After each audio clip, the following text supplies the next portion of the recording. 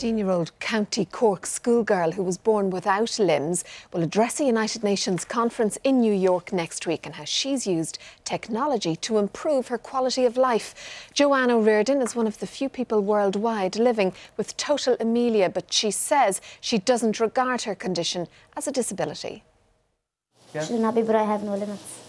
Joanne O'Riordan at her home at Mill Street in North Cork today, preparing her speech for next week's conference organised by the International Telecommunication Union, a specialised agency of the United Nations.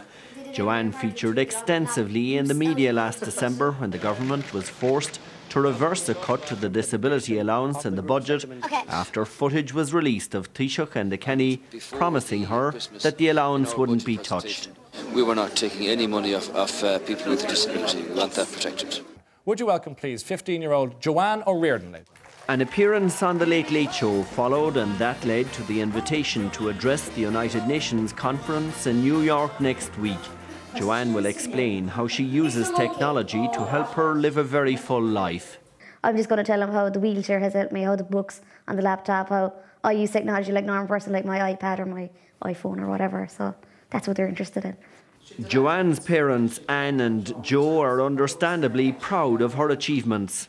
We carried Joanne for so long, and we can only do so much for Joanne. Now we've got her to that stage, and now Joanne is carrying us. Joanne, a transition year student, completed a normal day at Mill Street Community School today. But next week she will trade the school corridors for the corridors of the UN in New York. The fact that they considered me a top girl in the world was a bit honouring, and I suppose I'm just excited to actually go to New York. Joanne will deliver her United Nations speech next Thursday, when her audience will include some of the world's leading women in technology. Pascal Sheehy, RTE News, Mill Street, County Cork.